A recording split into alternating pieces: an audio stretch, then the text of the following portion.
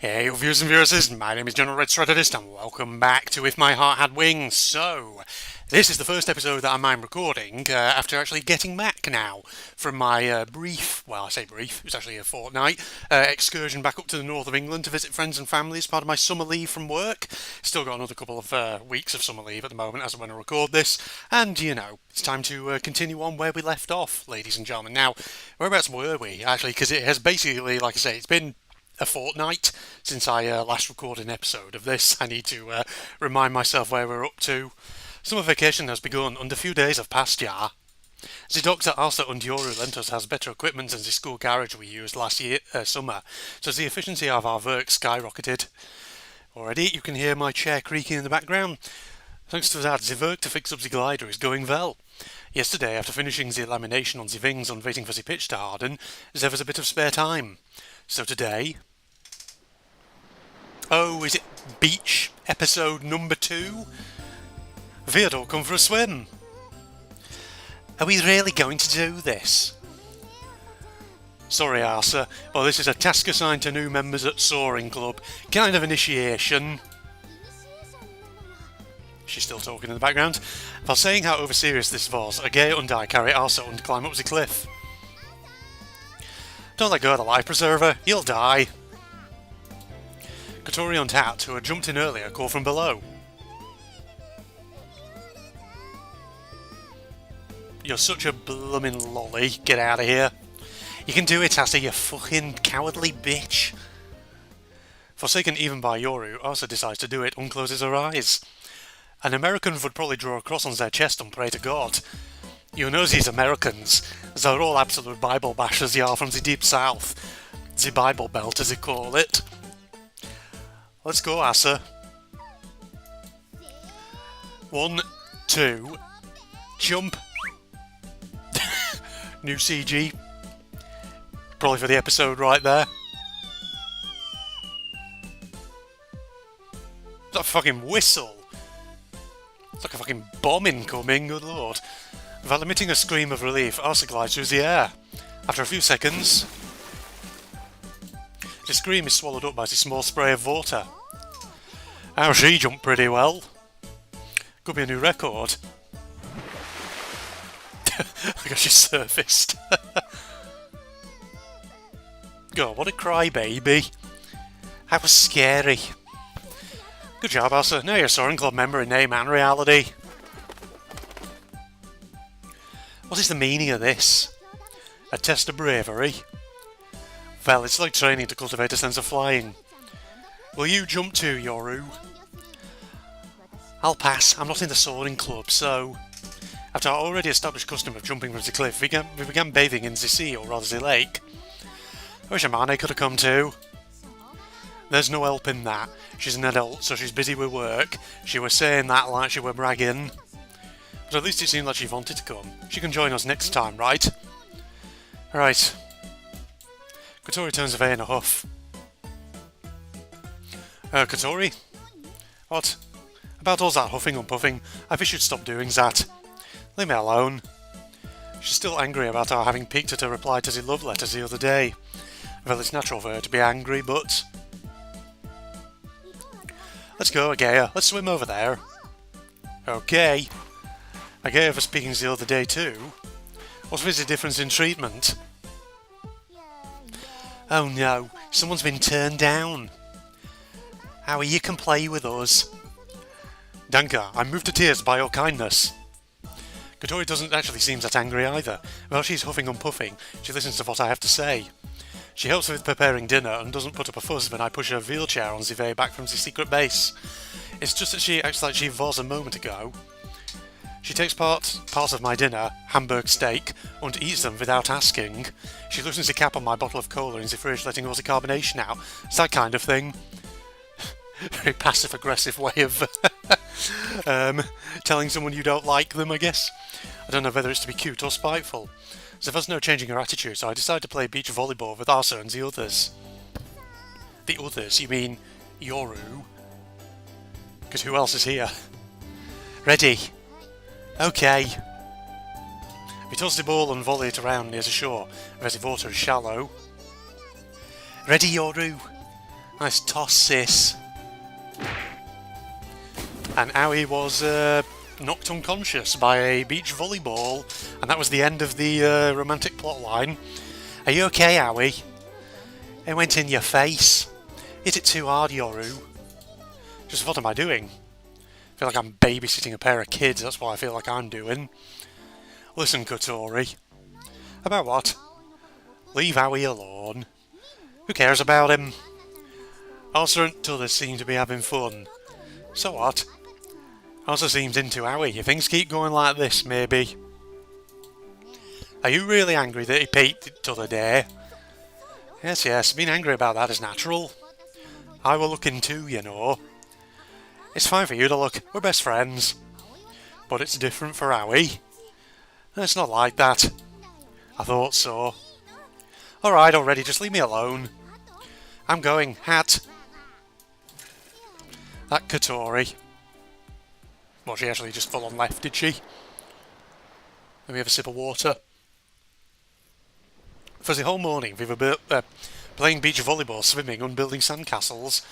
When it hit lunchtime we ate the lunchboxes we had made together, and then after getting full we relaxed for the afternoon. This feels good. I stood on the sand next to Hat enjoying the sun. Since I'm so full I'm a bit sleepy. Suddenly a cold can is pressed against my cheek. I'm startled and nearly jump up. Thirsty? Danke. I take the juice from Agea, pull the tab and drink. It feels like it permeates through my sweat-drenched body. What's up with her? She's on boat taking in some sun. Is she still mad? Ugh, gosh. Must have been bubbles in my water. Who knows? I can't tell just by looking at her. I see. Agea sat next to me. Can I have a sip? She takes the juice from my hand and drinks. She doesn't even wait for me to say yes. Oh, it's like we're indirectly kissing. If Kotori sees this, maybe she'll get upset again. Is that a thing that always comes up in anime? I feel like it is. I feel like I've seen that before. The quote-unquote indirect kiss. There's no such thing as an indirect kiss. Either you're kissing someone or you're not kissing them. If he feels that way, don't take my drink. I take the can back from Agea and, after hesitating for a bit, put it to my mouth. Look at that. Ahead of Agea's line of vision was Kotori on a rubber boat that was rocking around. Well, never mind. CG for the thumbnail. I looked at her and was startled. Kotori's eyes were closed and she looked comfortable. She was lying down on the rubber boat and sunbathing. Today she seems a bit... Yes, don't be staring, Aoi.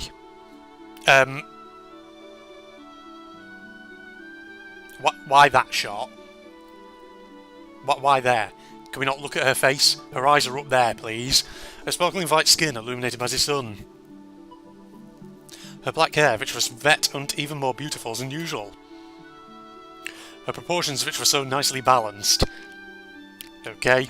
Since she's always wearing clothes, I didn't realise, but she has quite a pinched-in waist. In a swimsuit, Kotori looked more mature than she usually does. When we swam here last year, I didn't feel especially impressed. Could you have matured in the year up until now?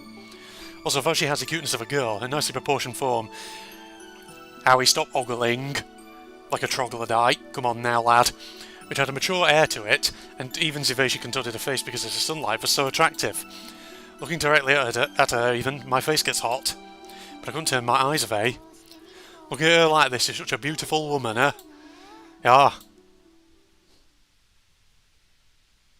Agea looked sideways at me when I answer in a daze. There's no way someone wouldn't fall for her if they were living together with someone so cute. I know, right? Again I answer in a daze and Agea says, click. Oh, she clicked her tongue, right? And then she let out a sigh. Why don't you hurry up and make up with her? Just watching this is getting irritating for me, you bugger. If I could, I'd do it right away. Buying her ice cream probably won't work, will it? There has to be a way. Okay. Getting a bit enthusiastic, I leaned over and made eye contact with Hat. Hat, I have a favour to ask. I want you to go and see how Kotori is doing. As if he understood my words, Hat walked off down the sandy beach. There. I nearly balls that up. Down the sandy beach, shaking his bottom. Shaking his duck backside, yeah. Suddenly I was in love with Hat. No. He enters Zivota and swum towards the boats that Kotori was stretched out on. It's this electric guitar music we're getting all of a sudden. Good, just like that. On arriving at the boat, Hat climbed onto Kotori's stomach. He's surprisingly small. When he says he's a duck, I would have thought the size of a mallard, which are bigger than that, but Kotori groaned as if she were worried. Hat did it. Hat pecked Kotori's stomach with his bill, trying to awaken her. However, Kotori's eyes were still closed and she looked comfortable. Being ignored, Hat got bored and performing a yawn-like motion, he curled up on Kotori's stomach. Matching Kotori's breaths, her stomach rises and falls. Hat rises and falls too. Somehow Kotori seems to be in a good mood. If she were in a bad mood, she would have gotten Hat off of her stomach right away. After verifying Kotori's mood barometer, I slowly began to make my way towards the boat. And you're about to piss her off, probably. Hat, you're heavy. Suddenly Kotori opened her eyes. Don't I... Oh, we nearly went German then. Don't I always tell you not to sit on my stomach? Don't you quack me, you feckin' bastard. Come on already, you're in the way, get off. If you don't, I'll put you on a diet starting tomorrow. Being spoken to by Kotori made Hat thought they were playing. He seemed to be in a good mood. And inversely, Kotori's expression got sterner and sterner. Kotori grabbed Hat tightly, and she flung him towards the water. I was standing right where he fell into the water. I really want to know who the VA is for Hat, who just goes quack quack quack like that. My eyes met Kotori's. What do you want? Well, I've been making a plan in my head about how to approach her, but it all went to waste. You look comfortable. Do you want to use this boat? Nein, it's not that. My gaze wandered while I searched for words. Up to Kotori, who was stretched out on the rubber boat. Nein, I'm not looking. I was just oogling you before from the shoreline. You pervert. Saying those words lazily, Kotori turned her head to face the opposite side. Pervert. So it seems that my plan had ended in failure. No make-out session for you today, owie. Hey, welcome back. Right, I went Irish. Welcome back, how'd it go? Not well at all. And besides, I've been called a pervert. That's too bad. I'm going to cool off in the shade. I went to a cool area in order to think of my next strategy. We are spending quite some time on this beach scene, aren't we, ladies and gentlemen? I wonder what he was doing just now. Seemed like he'd been looking at me the whole time, but... Hey, Hat. That's fine. Hat, you heavy, get off me. She's still going. Is it the end of the day? Guys, you didn't forget anything, did you? Did you gather up all of your trash? Okay, let's go home. I gave everyone instructions like a teacher in charge and then pushed Kotori's wheelchair. It's heavy on his hands, so much that only a man can push it. My body's all sandy. I'll wash it off for you when we get back. Oh, a butt washing. Oh, thanks. You don't have to act like you just remembered. I don't like what I don't like. I felt like she was just continuing to be spiteful. I wondered if she'd ever lighten up and started to feel uneasy. But if that's not the case. Kotori's so cute when she's sulking. It was a strange feeling, but it had been a fun day. I was able to see Kotori in a swimsuit after all. What is it? Pervert.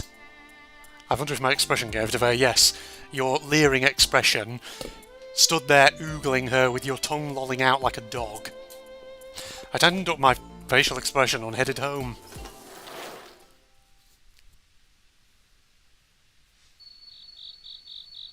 Mealtime?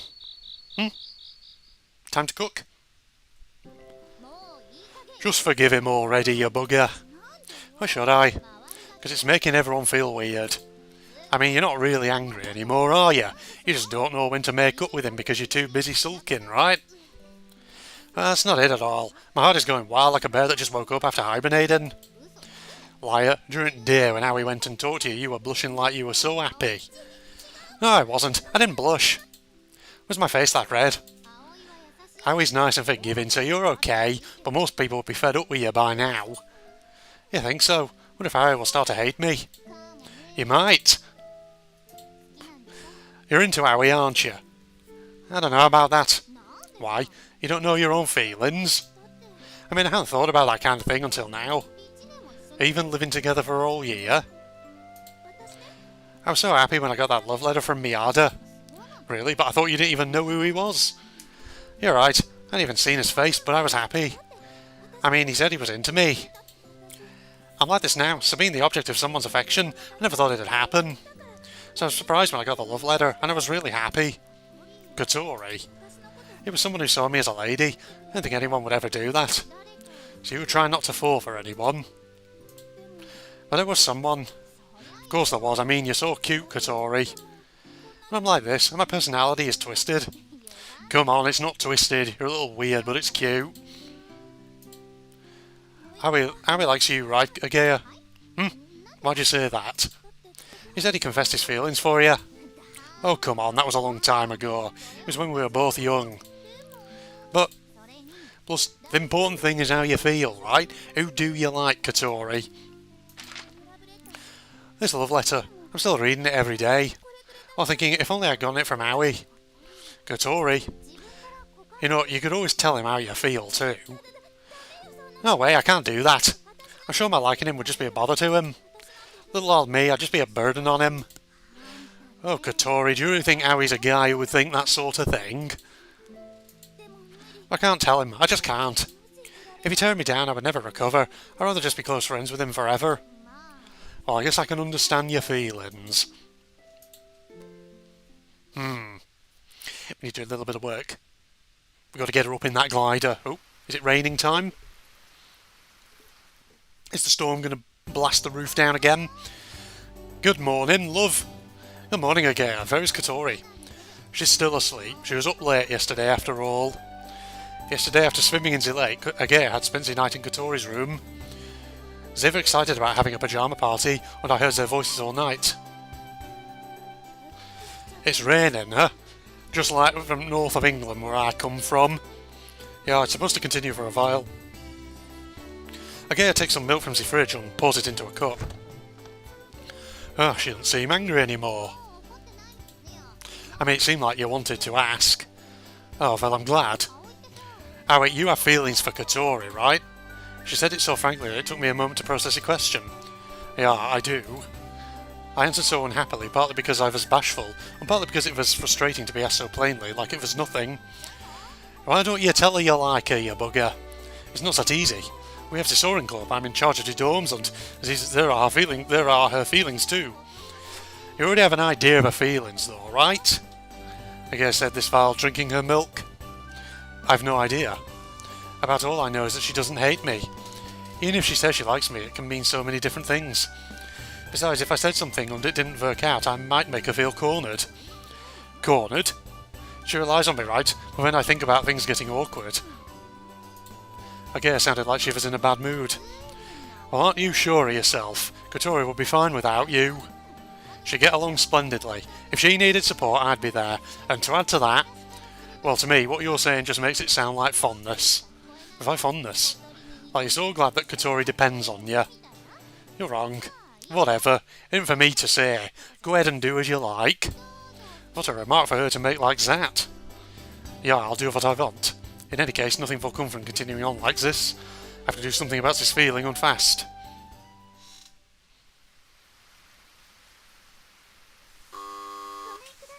Oh, Hibari. Who was Hibari again? Was Hibari Kotori's older sister? Who is also Irish? Then, in that case? Oh, hey Hibari. Yes, it is. That's right. What was the name of Agea's little sister? I've forgotten her name. I can picture her. Hello, Aoi. Hibari had come into rain just after noon. Before, Hibari had come once a week, but lately she'd been coming less. It was her first visit since summer break had started. I haven't seen you in a while. I've been busy with work. On top of that, it lately seems like Kotori's been enjoying herself, so I've been able to relax and just watch. Actually, I'd like to come every day, but... Her voice had an unhappy tone. Knowing her, she may actually come every day. But it's rare for you to come at this time.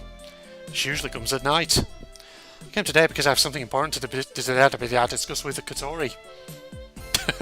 Sorry, she had a momentary speaking in tongues moment. Hibari took on a serious facial expression and spoke firmly. I don't want to. Please, Kotori. If I say I don't want to, I don't want to. There's no way I'm going home. Please, just you're an Obon. Mum and Dad both want to see you. Is Obon... What was Obon? I'm assuming that's a festival of some sort, or some kind of event in Japan. Maybe like a special day or something. I went home for the new year. Isn't that enough? I was on a day trip. You're only home for a little bit. That's as much as I could handle. Are you still bothered by that? It's in the past. Both of them feel bad, okay? It's not in the past, not at all. To me it feels like it was yesterday. Kotori. Got it, now leave. No, I won't leave. Today, no matter what happens, I'll get you to promise to go home, you feckin' bitch. But no matter how much you insist, there is no way I'm going home. Do you just intend to stay like that? Yes, I do. You love this Irish accent, ladies and gentlemen. Okay, so what will you do after you graduate from school? Will you live alone? Kotori, don't run away from this. I understand this is difficult, but... Hat.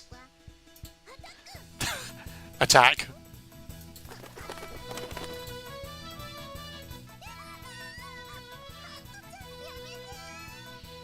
Well, there's an image. You've got him so perfectly under your command you can even make him chase people away, I guess. Cut it out, you fucking bastard, or cook you into a meal.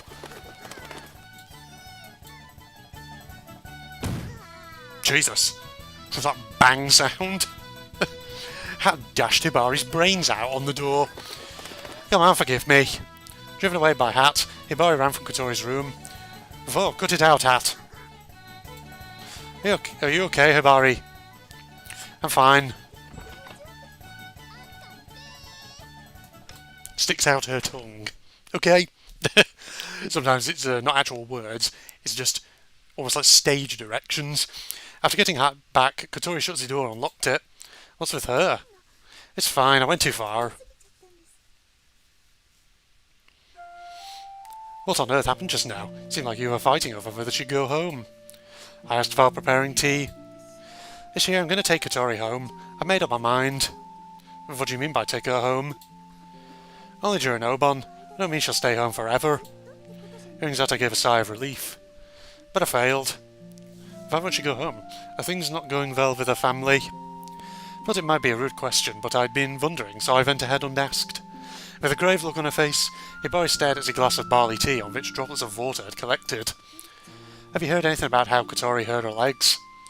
Yeah, just a little. If I remember correctly, it was something about an accident during a family trip. That was 4 years ago. Because of the accident, our joyful family trip took a terrible turn. Until then, we were the model of a happy family. My parents got along, I had a cute little sister like Kotori. We were an ordinary happy family that anyone would be jealous of. But that accident changed everything. You never know what will happen in life. Wait, is this her speaking or me? I'm assuming her, but there are times when you think you're living an ordinary life and then suddenly without warning something is taken from you. Just like what happened with me. Oh, that is me speaking, not her.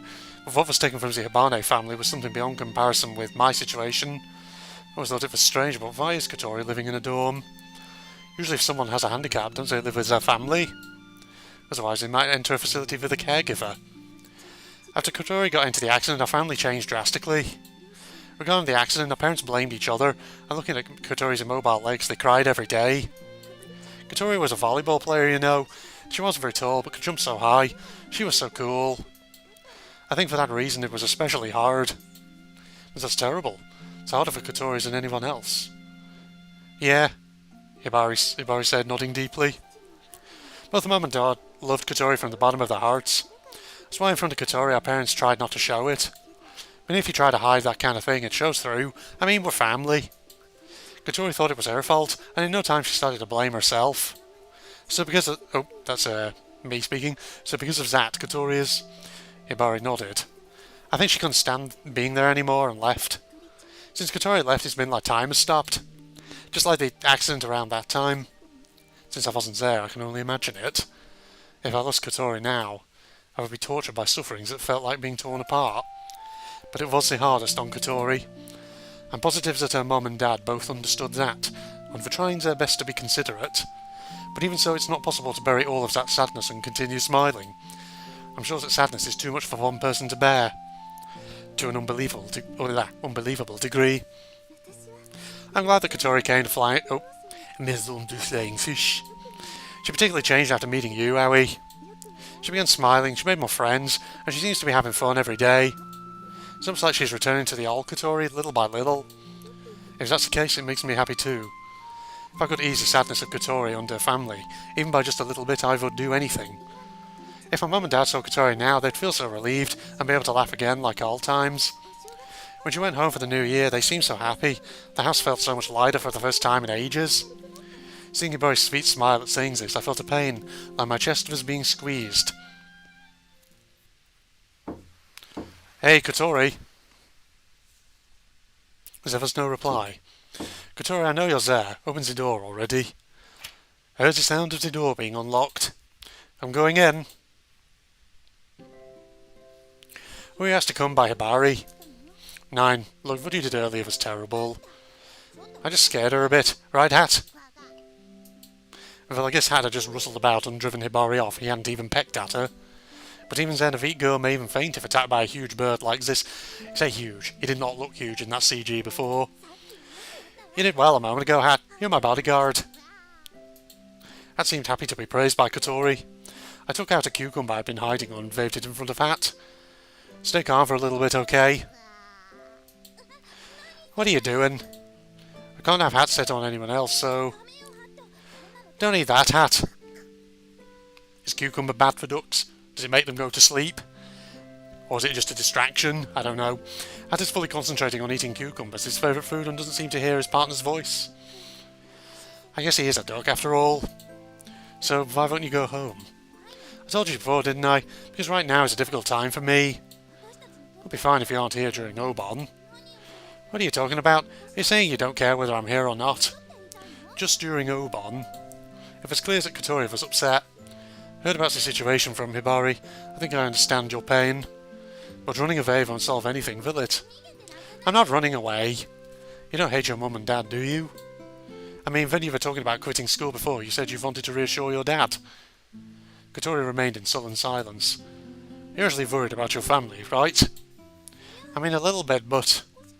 It wouldn't hurt to go back for just a bit, would it? During Obon, while you aren't here, the others and I can cover for you, so... I said I'm not going home, just leave me alone.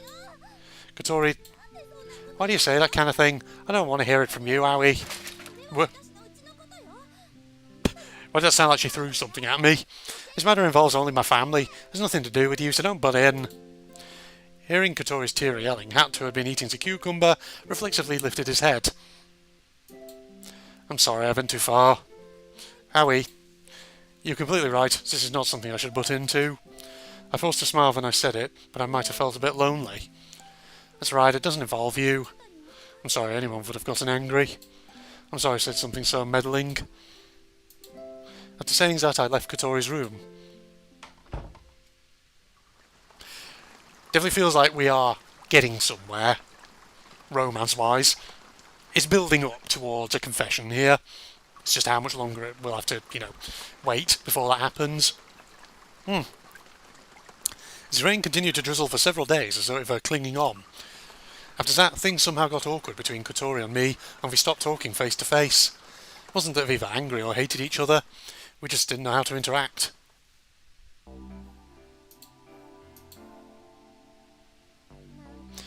This is such an unpleasant atmosphere. Can you two fucking make up already? Those two have been like this for a while now. While we're working silently, I think our work efficiency has gone up. But Yoru's about to suffocate. It's hard to breathe, I can't take it. Was it meant to say Yoru was about to suffocate, or did it mean Asa was about to suffocate? I know what you mean. There's not much we can do. How have things been since then? Has Aoi talked to you? Not since last night at dinner when I was asked about putting mayonnaise onto the okonomiyaki. Probably butchered that pronunciation, but hey. It's pretty serious then. Never thought Aoi would get so depressed. What can I do? I wonder if he hates me. Really couldn't say. I don't like this. I don't want Aoi to hate me. Guess it may have been that one thing you said. I don't want to hear it from you, Aoi. He was acting like he was your guardian, weren't you shocked? It just came out of my mouth. It's not really how I feel. So why not tell him that? I think things will go back to normal. I wonder about that. And what was it that Aoi said after that? He apologised for meddling. It's strange for him to butt in about other people's family affairs. I don't think so. For Aoi, it's okay. If that's what you think, then tell him how you feel. Being all gloomy won't change anything, you bugger. But he already hates me, I know it. He'll think like, what are you doing telling me now? Oh, hello. I was expecting you here. Goodness, I am soaked. Amane? Amane? Hey, hello there, dear fellows. Do you have anything I can wipe myself off with?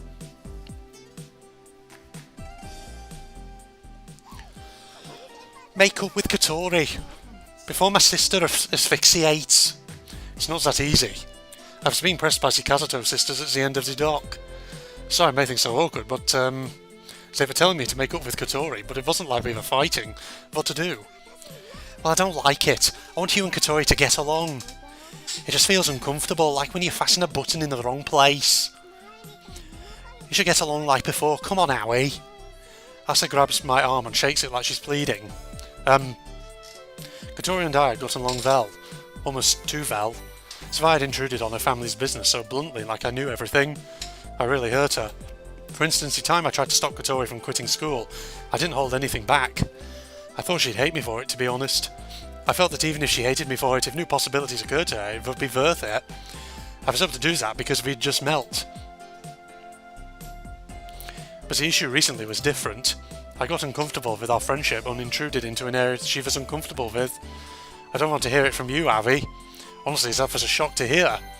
Remembering that makes my heart sink even now. Thanks to that, I wasn't sure how to talk to her. I felt a vague sense of distance. Of course I don't want to leave things like this. When Kotori calms down a bit, I'll apologise to her again. As if for something else I had to tell her. Promise me. Okay, I promise, yeah. The problem is that I know Kotori isn't asking for an apology, so what should I do? The door opened and Gray and the others returned to the dock. From the back, hello! Amane. Long time no see, Aoi. Amane entered in her usual carefree fashion. If it's the first time in a while that she'd come here. You've gotten quite a bit done. She says this looking at the airframe, which has drawn close to completion. All we have to do is the paint job and the details. That is most grand. Seems like you have plenty of time to do it schedule-wise too. Everyone, gather around. Saying things with deep meaning, Amane gathered everyone.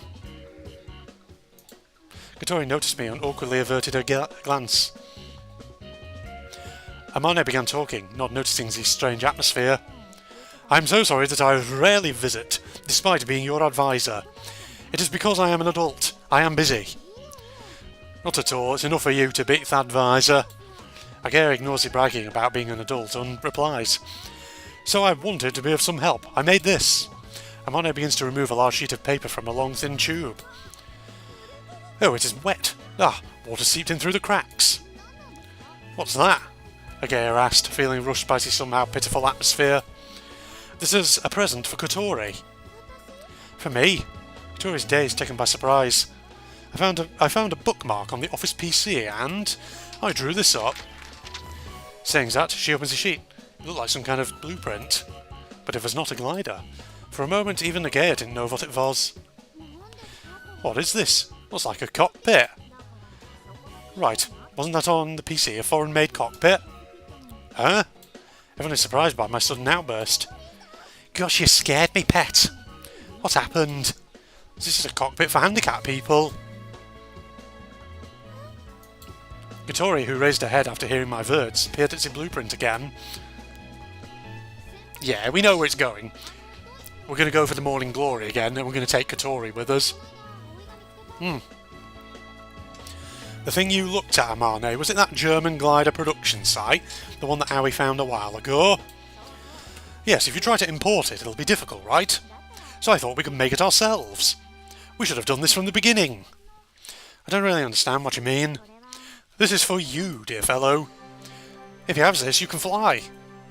I cut off Amane, turned to Kotori and spoke enthusiastically. You can fly to Gaida with your own hands. How about it, aren't you thrilled? Okay. Kotori had a blank look on her face. Seeing her expression, I remembered that we hadn't been talking for several days.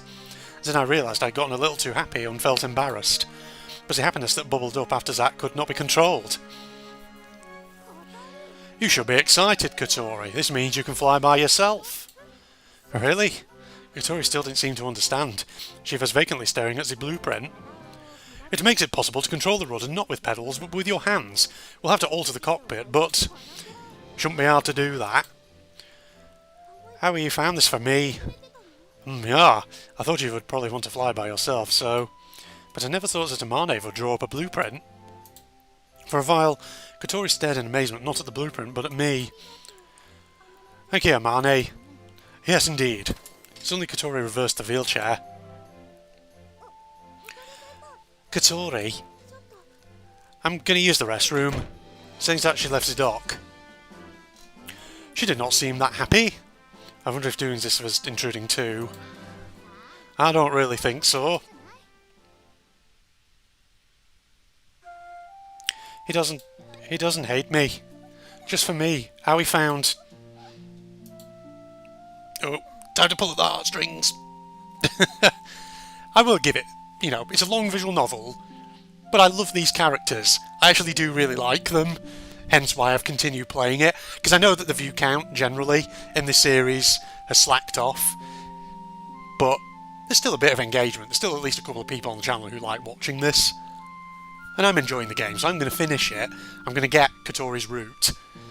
Like I said at the start of the playthrough, we're not 100%ing this game, because good lord, that would take so long. So glad, so glad.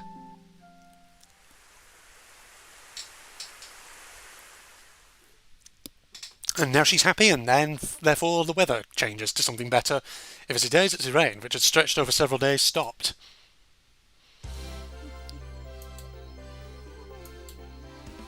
Everyone's exclaiming. The improved airframe was finally completed. Standing before this object they put their blood, sweat and tears into, everyone was filled with emotion. We did it, Kotori. Yeah, we did it. Standing a bit away from me, Kotori's eyes were shining with just a bit of happiness. Seeing that, Agea winked and smiled at me secretly. I nod back at her.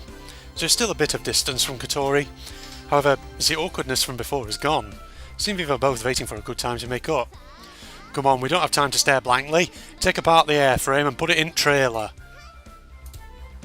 Alright. Hallel 2. We take apart the assembled airframe and load it onto the trailer. Today we will go to the runway and do a test. A test with our new model glider. Now sir, be careful, don't bump into anything, love. Today was As's first time to do assembly work on the glider's body. It's not difficult work, but mistakes can lead to large accidents. When people involved with gliders do assembly work by themselves like this, they begin to understand the composition and functions of the airframe. Oh, you're here as well. Wasn't expecting you. It's finally finished, huh, bruh? Anshan says this while gazing at the improved glider being assembled. I've gotten him to help with transporting the glider. I would imagine Anshan feels connected to this glider too. To be honest, bruh, I didn't think you guys could pull this off so well. It's thanks to your help, Anshan.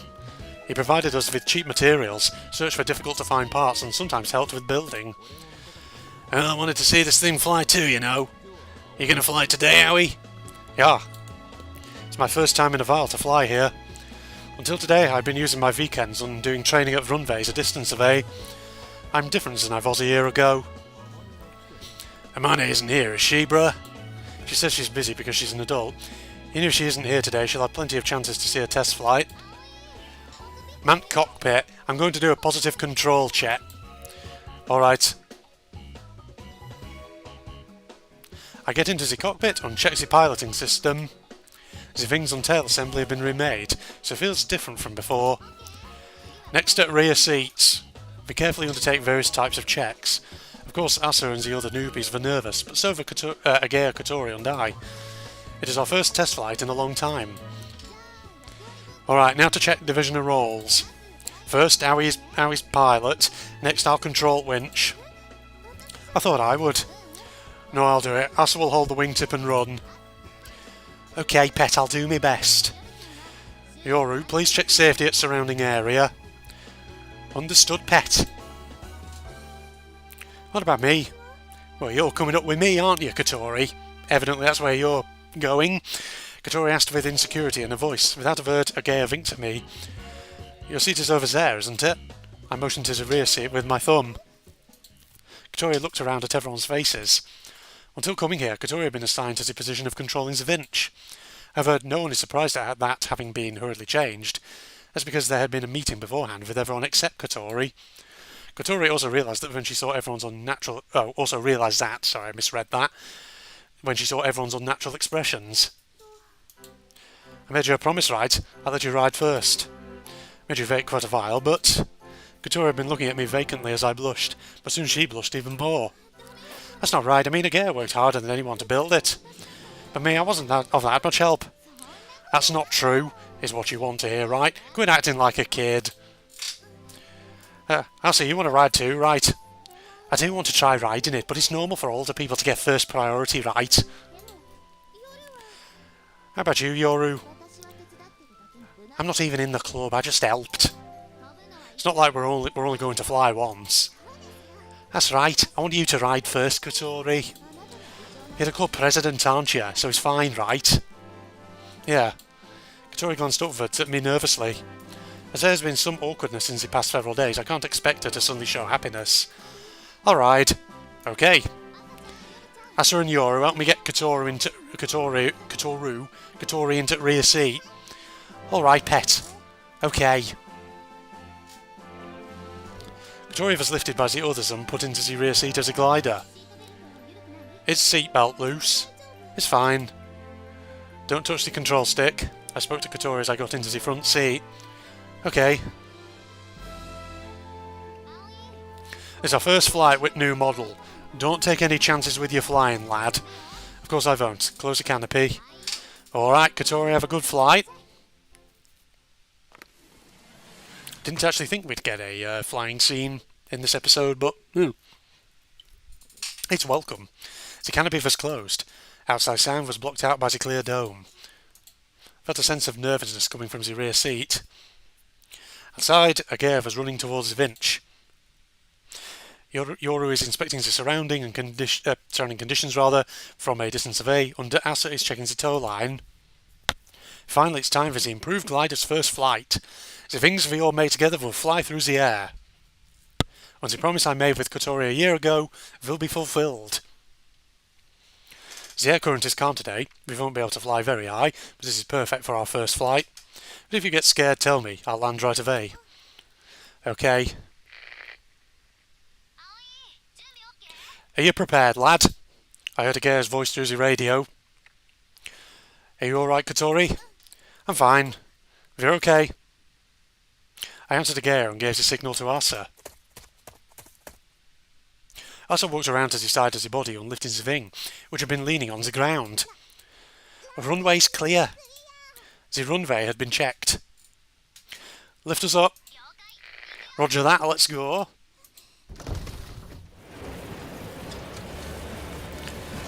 The tow line was pulled and the glider began to move. It accelerated suddenly. Asa was running with all the might, but soon let go of the wing. I pulled the control stick. The glider, which had been running over the weed-covered bumpy ground, gently lifted up. We're off the ground. As the glider floated near the ground, it was pulled by the winch and picked up more speed. I'm going higher. I pulled the control stick back and aimed the nose upward. You can definitely see where that grass animation looped. The airframe suddenly began to gain altitude. Whoa. While feeling the G's with my whole body, I gripped the control stick so the glider wouldn't lose control. We got further from the ground and the sky spread out before us outside the canopy. I'm going to disconnect. As we got directly above the winch, I pulled the release lever. The hook was disconnected and the tow line was released from the underside of the airframe. Viva released from the force that had been pulling us back once the glider was thrown into the sky. I quickly turned and checked the tow line's disconnection.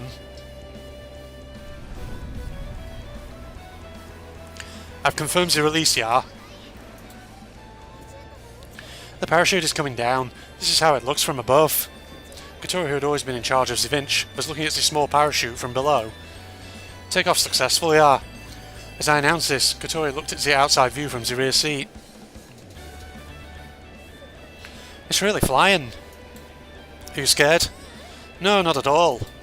I'm facing forward so I can't see, but I'm sure that Kotori's round eyes are sparkling. That was how her voice was. Did you actually feel as the new wings? First I slowly flew over the runway. It responds to the rudder more quickly than the old wings, but the feeling of gliding is smooth. As this is a test flight, I have to remember the sensation and report it to a gear later. Astro and the others look so small, no one even know if I wave to them. How does it feel, lad? Right now it has a good feel, yeah. It's more sensitive than the old glider, but the gliding itself is smooth. How are you, Kotori? I feel great. Alright, do your best. Okay. What does she have to do her best at? I have a grasp as you feel, so I'll stretch out my legs a bit. Roger, just be careful. Shall we go back to that place? That place? Windmill Hill? Yeah. Kotori answered like she felt it was a good idea. I tilted the control stick to the side, stepped on the rudder pedal, and flew the glider towards the lake.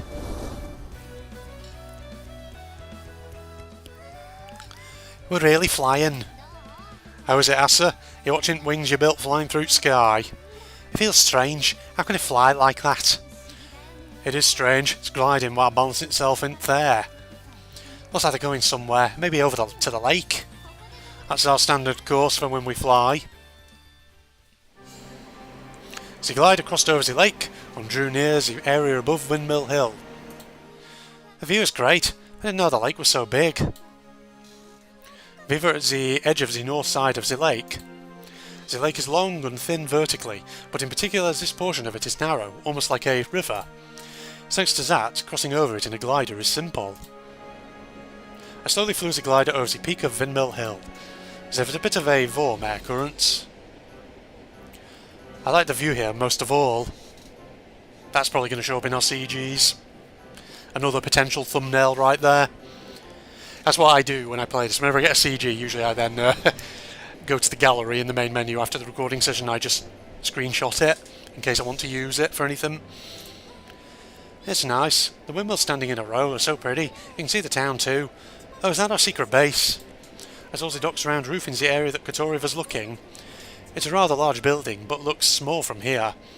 Do you remember it? The days that we first met? Yeah, of course I do. Right over in that area, your wheelchair had gotten a flat tyre. You and the others came and you fixed it for me. When then the glider that Amane was piloting came flying in. Yeah. Had even one of these coincidences not happened, we may not have been enjoying our time together in the sky. From above, this is how it looks. Kotori looked down through the canopy and spoke with emotion.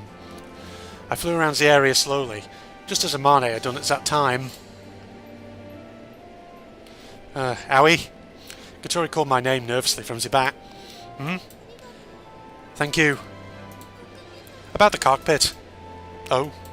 She was talking about the blueprints that Amane had drawn for us. But I didn't do anything. I just learned that there were cockpits for people with handicaps and collected information.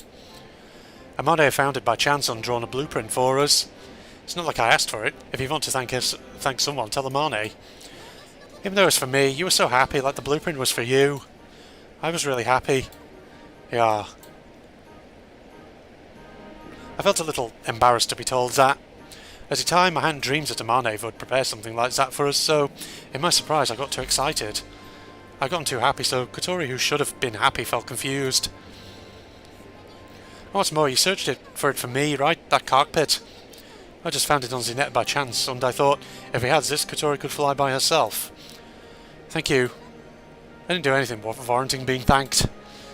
Being thanked, even though I didn't do anything special, actually made me feel weird. But I'm glad Zatamane drew us that blueprint. When we finish building the cockpit, you can fly too. Yeah. You have to train really hard, you know. I joking spoke in a threatening manner. I should say I jokingly spoke in a threatening manner. But Kotori nodded solemnly from the rear seat. And Kotori hesitates as though it's hard to say. About what happened the other day. I heard the sound of her inhaling as though she were taking a deep breath. Ooh. You know, I take a sip of water. Then I talk for a while and I always get that sort of gas coming up my throat. I'm sorry I said that terrible thing. It's okay. Yes, that. I was wrong. You always think of what's best for me, and I felt like I said something that went against that, so... voice made it sound like she was about to cry. I couldn't bear it, so I began to speak. Nine, I'm sorry I intruded on your personal matters. You didn't. Kotori reflexively cut me off. I want you to say more things like that. It's not weird for you to say things like that. Kotori. I'm stupid and stubborn and don't say how I feel, so sometimes I take on that kind of attitude, but that's not how I really feel. I want you to know that. Okay, I'll remember. I could sense Kotori's relief. It was as those tensions that had continued since the canopy had closed finally dissipated. Alright, can I say something a little bit intrusive? Yeah, go ahead. I like you. Wow. Is this actually the episode we get the confession? I like you, and not as a friend, but as a girl. Maybe it's a nuisance for you, but I want you to know. That blush. Kotori stopped talking. There was an awkward silence, just as I became nervous that I surprised her. I realised that Kotori was crying. Kotori? This isn't a dream, is it? No, and I'm pretty sure we're awake. Oh god, we are gonna... it's gonna tug on the heartstrings in this one, isn't it? I like you. I like you too. I like you, Aoi. Without crying, Kotori spoke with all her might. Her voice carried through the inside of the canopy. I felt it not just with my ears, but with my entire body. I'm so glad to hear that. Yeah. What I felt was more relief than happiness. Sylvie both feels this way. Yeah, we do. Which means we're dating, right? Yeah, from now on, until forever. I see. My happiness had been delayed and finally boiled over. Wow, he's happy about it. Kotori's surprised at my sudden laughter. What's wrong? But I couldn't stop, I was so happy. Kotori, I like you. I love you. I surrendered myself to the overflowing emotions until it's a control stick.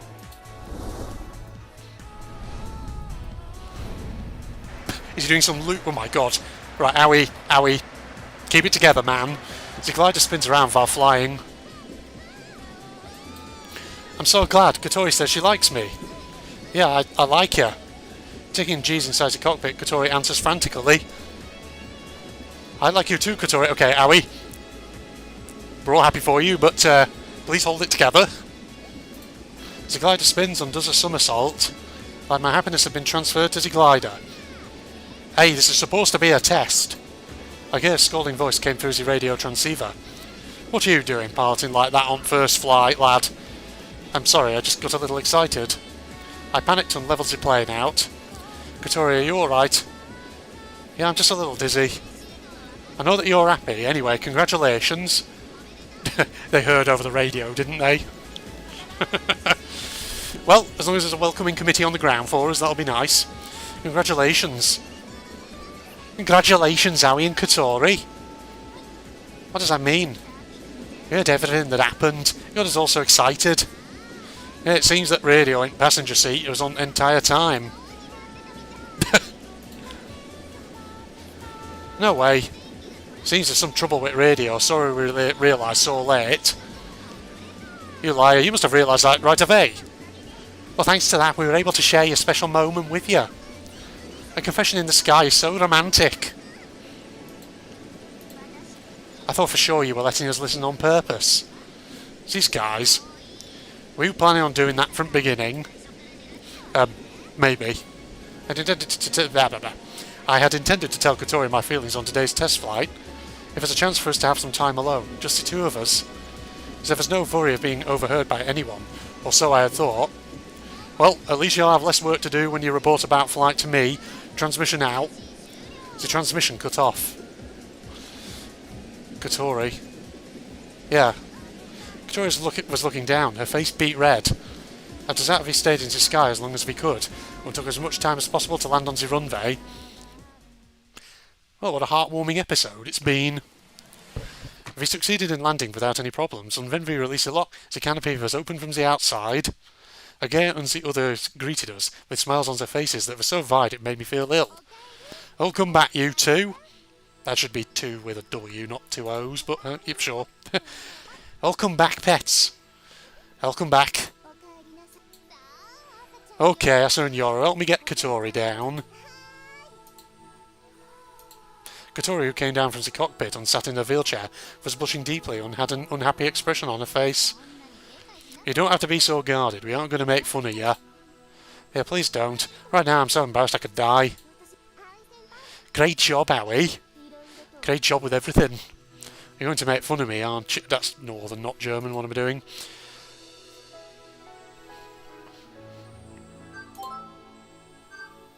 Hold up. Let's get a bit more of that great theme tune. Asa's eyes sparkled like those of a heroine from a comic book, and a smile crept onto Yoru's mouth. This is just the right tune to have in the background, I think, for this scene. When I blushed, my cheek was slapped from behind. That was impressive, bruh. Even you, Anchan. You're pretty cool, man. Being told that by Anchan made me feel bashful, but happy. So, how it feel at Glider? Yeah, I told you over the radio, but it's a little pitchy, but it's easy to pilot once you get used to it. The feeling of gliding was smooth too. The sink rate was low, and compared to the other model, it seems like it will be able to stay in the air for longer. I see, I see. How about adjustments? Here's the drop. Well, there it is, rather.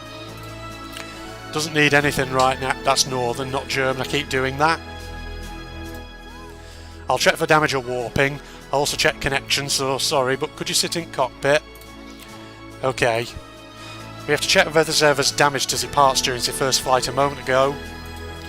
We will still flight several more times today. I met eyes with Kotori for just an instant, and then headed towards the cockpit. Kotori, and just around the time when summer was about to start. Congratulations. Okay, I'm ready over here. Okay, I'll be right there. I should say right there, not ride. From a distant survey, Kotori watched blankly as we did our preparations for the next test flight. Ah, that's all you get from that tune. Okay, so we've had the confession.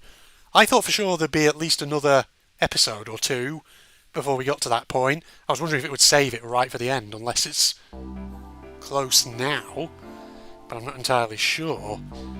The improved glider's test flight had been a success, in many ways. While it did need minor adjustments, there were no large issues. While taking breaks, we flew until the sunset. In that time, Asa, Yoro and Agea also got to ride. Let's just turn the music back down for the moment.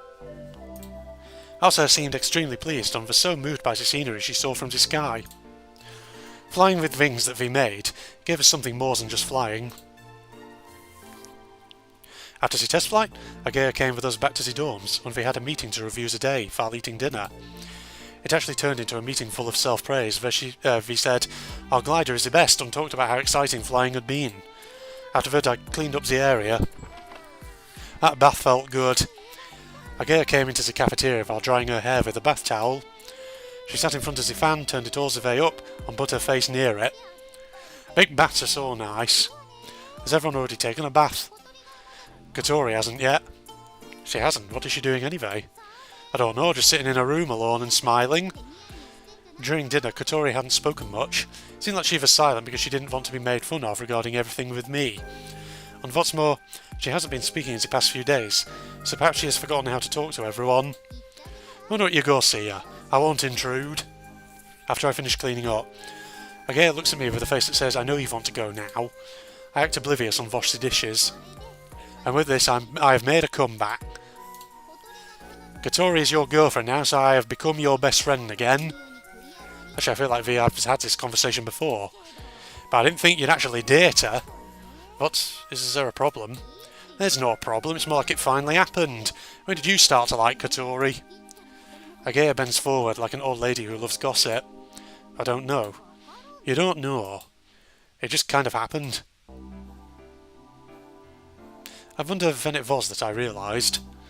When I came to like her as more than a friend. But even then, I wasn't thinking about her in that way. Anyway, we were together every day, and we were so close that Agea called us best friends. I didn't need to ask for anything more. Maybe I actually began to think about it when Kotori receives that love letter. Seeing Kotori receives that love letter from someone whose face she didn't even know, and get all flustered, I became unsettled in spite of myself. I thought that maybe Kotori would go away. Thinking about it was heartbreaking. I realised that I liked Kotori. Well, whatever. If you hadn't begun dating, she was your best friend. Sometimes it gets hard to know exactly how you like a person. Yeah, something like that. Agea opens the fridge and took out a bottle of cider that she'd been chilling. Then she drank half of it at once. Well, she's Northern English. She probably loves the cider, yeah. She can handle her alcohol. Ah, it tastes so good after a bath. So you're not bothered by this? By what? By Kotori and me dating? What do you mean? Are you asking me if I'm jealous? No, not that. I mean, like, sometimes it happens, you know. Things get awkward or whatever. I won't know until that actually happens, but I'm happy that you and Kotori are dating. Are you really? You're both my close friends and I really like both of you. I know that two people I like so much have gotten together. She says this nonchalantly. I mean, if I'm asked whether I'm jealous, I can't really answer with 100% confidence, but there's something a little unsteady about Kotori, right? Just watching her makes me worried. But I think that if you're with her, you can make her happy. Agea? Or something like that. Maybe I got a bit dramatic just now. Agea spoke jokingly and then finished the rest of her cider. Then she picked up the remote and turned on the TV. Oh, it's already started. The variety TV shows that Agea watches every week had already begun. Agea took. Should probably just say Agea took the cafeteria chair, turned it backward, and started watching TV while holding the back of the seat. I finished washing the dishes, turned off the water, and wiped off my hands. Alright, I guess I'll take my bath. See you later. Agea spoke while facing the TV. I won't intrude on you for a while, so do your best. You didn't have to say that. I murmured this as I left the cafeteria. I mean, it's not really a cafeteria you have here, it's a dining hall, but whatever, sure. I wonder why it briefly called it a cafeteria when previously it's always referred to it as a dining hall. Hey, Kotori? Kotori, are you there? Hat poked his head through his special door. Is your partner inside? I don't understand, but it seems she isn't there. I wonder where she went. Thought maybe she went into the bath, but I don't hear anything from the bathroom. I wonder if she's in Arta's room. But Kotori is in a wheelchair, so she can't go to the second floor by herself. When she talks to people who live on the second floor, it's usually in the cafeteria or in her own room. I wonder if she went out. Hey, don't worry about me. I'm having fun every day. I have lots of friends, and what's more, today, it's nothing. Kotori. What was that sound you just made? I put my hands on Kotori's shoulders from behind and spoke into her... keep her fluffing the occasional line, don't I? And spoke into her ear, and she jumped up in a wheelchair like a cat and gave a shriek. In doing so, she almost dropped the cell phone she was holding. Wait, cell phone? It's nothing, it's just that stupid duck played a trick on me.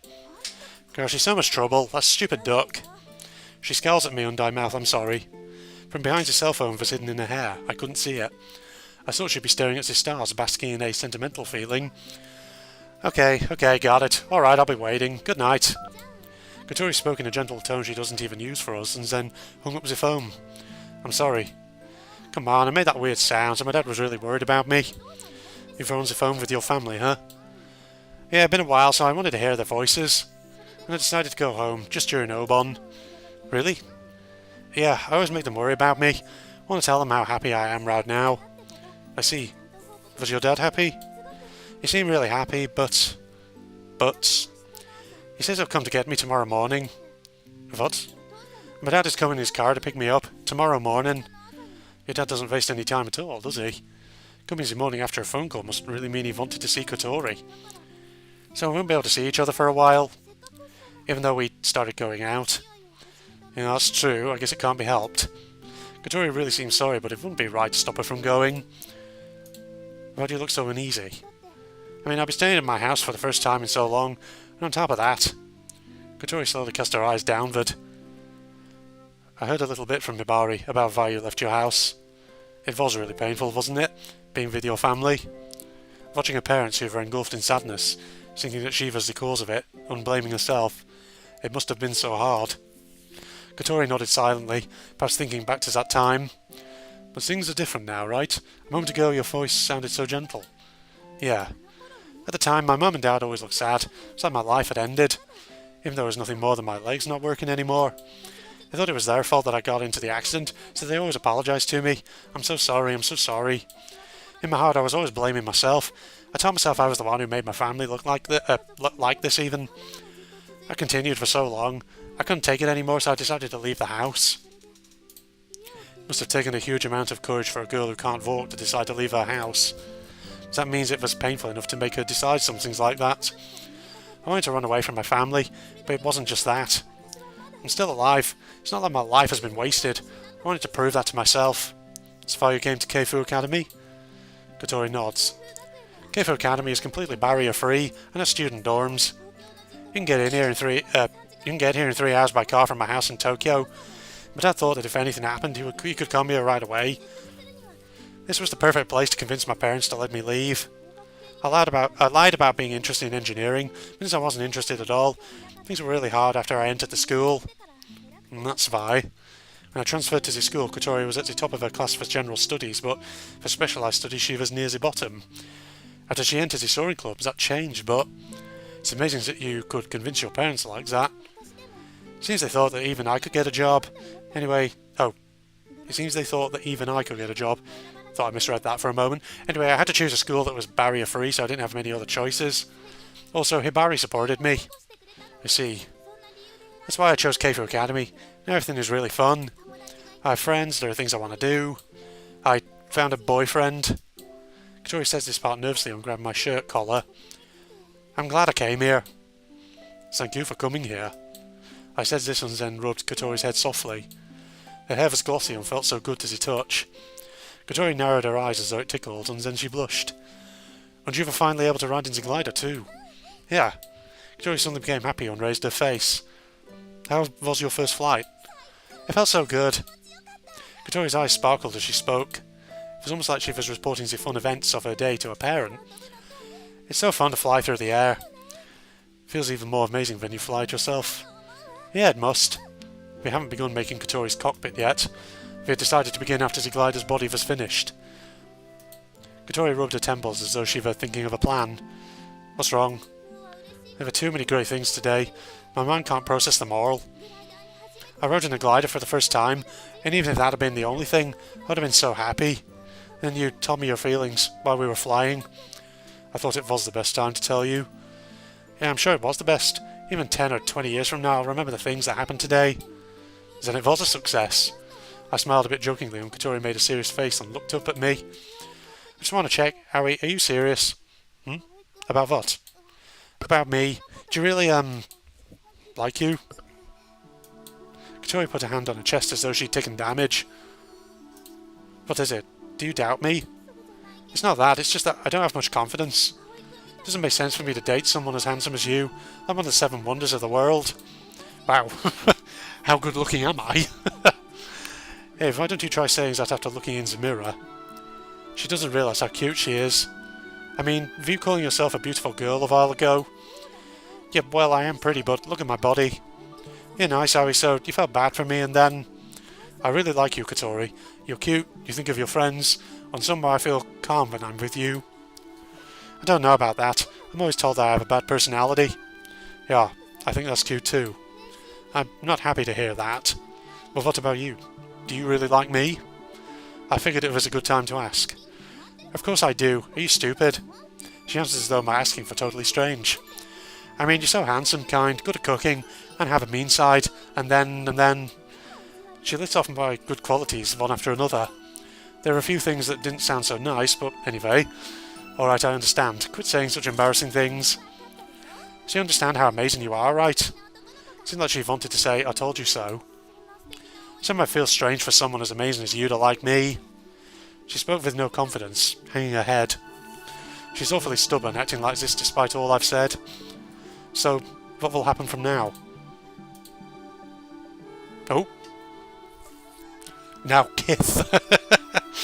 There we are. Kotori lifted her head and I put my lips on hers. I'd taken Kotori by surprise. Her eyes were wide open. I put my hand on the armrest of Kotori's wheelchair, leaned forward and kissed her harder. I'm not going to voice these, otherwise that'll be very cringe. Let me not ruin this moment. At the start, Kotori rested her arm on mine, which was still on her armrest, and then she squeezed it hard. Her hand was shaking slightly. I had a feeling, if we had a confession scene, probably wouldn't be much longer before we had love's first kiss, that whole thing. Kotori, I love you. I whispered this while our lips were still touching. Then I pressed my lips onto hers again while stroking her hair. Kotori closed her eyes. She relaxed her body and enjoyed the moment. Kotori's lips are so soft. I felt pulled toward her lips, and even as I kissed her and she kissed back, they were so soft. They were so lustrous and tasted sweet. Owie. Our lips separated and she called my name. Through her slightly opened eyelids, her teary eyes, slightly twinkling in the moonlight, met mine. I asked again while stroking her hair. Now you understand how I feel, right? No, I don't. So let's... I guess there's no choice then. I spoke softly, taking my hand off of Kotori's hair and pulling her in for another kiss. Kotori looked up, shut her eyes, and abandoned herself to another kiss. I wonder how long that went on for. His wind blew, brushing Kotori's hair against my cheeks with a tickling feeling. I put my hands on Kotori's shoulders and slowly took my lips from hers.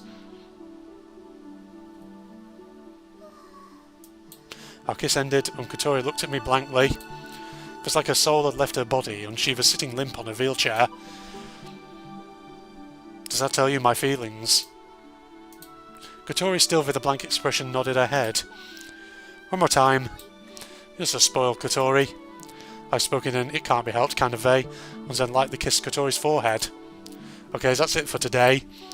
This is terrible service. Alright, here's a bonus. I kneeled down and hugged Kotori. As Kotori is sitting in a wheelchair, hugging her is a difficult undertaking. Owie. Kotori sighed into my ear contentedly. Alright, how's that service? Kotori nodded and then looked away shyly. Alright, let's go back. You haven't taken your bath yet, right? Kotori suddenly went red and became flustered. Nine, not like that. I wasn't saying we should take a bath together. Yeah, of course, that wouldn't be... That's right, it was a joke. Whatever's the case, it's still too soon for us to... to do what, Owie? Kotori was being so meek and cute. I pushed her wheelchair and returned to the dorms. That's probably a transition into a new day. Well, that's probably actually a good place to wrap this episode up. A lot happened. See, I thought it was just going to be another beach fan service episode, but oh boy, we had a lot going on there. Beach fan service episode, Amane showed back up, test flight with Kotori in it this time, confession, and then first kiss. This episode is jam-packed full of good stuff. Okay, well, hope you'll join me for the next part, ladies and gentlemen. So since we've had the confession, I'm guessing now the remainder of Kotori's route is going to be making the new cockpit, so she can actually fly it. But I'm wondering if the Morning Glory thing will come back into it. I feel like, surely, right? That's got to come back into it. In the culmination, perhaps. Okay, right. Social media links, Propagandist channel link, etc., as usual, are all in the video description for anyone interested. Join me next time where we'll continue on. And in the meantime, I will say goodbye for now, everybody. I think Seems a bit strange. yeah, things like dancing and stuff like that. It's like if you're not sort of kind of good at it, or if I think you're the sort of person who may be a bit self-conscious about the kind of like free flow movement like that, then yeah, usually it's kind of difficult to get into it. I think it's just like saying one of those things where if you're either good at it or you know are not sort of like too self-conscious, Yeah, then it's yeah. not me, but doing quite quickly. What for you would you say is a common thing when you just don't really understand? What would you go for on that front? I mean, having said that, you know, I immediately thought, like, when I was a teenager, and, like, certain fads and trends, which I just never really got into, like the Scoobies and things like that. It was like, God, yeah. everyone else was into them, and I was just like, I don't really see... You know, I mean, power to you if you're into that kind of thing.